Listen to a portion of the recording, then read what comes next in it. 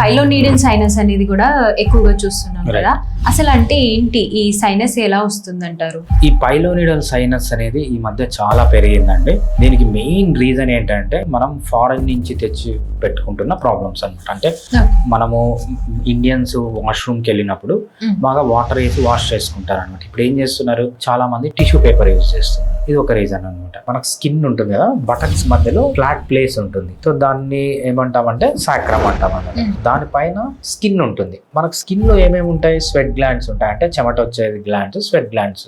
Sebum ఉంటుంది అనమాట. Sebum అంటే ఏంటి, మనకు ఆయిల్ వస్తుంది ఆ స్కిన్ లో నుంచి, దాన్ని సీబమ్ అంటాం. దానికి కూడా సంబంధించిన సబేషియస్ గ్లాండ్స్ ఉంటాయి అనమాట.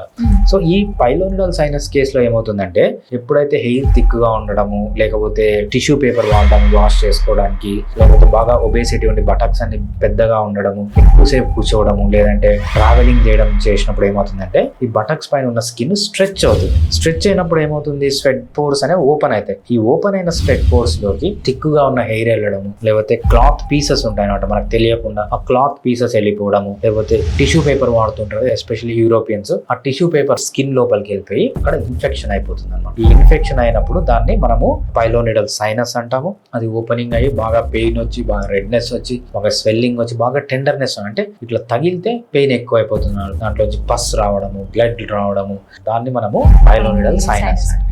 ఓకే, సో దీనికి ట్రీట్మెంట్ ఎలా ఉంటుందంటారు? మనం అలోపతి తీసుకున్నప్పుడు వాళ్ళు ఒకటి చెప్తారంట. వాళ్ళు ఏమంటారంటే సర్జరీ తప్ప వీళ్ళకి ఆప్షన్ లేదు.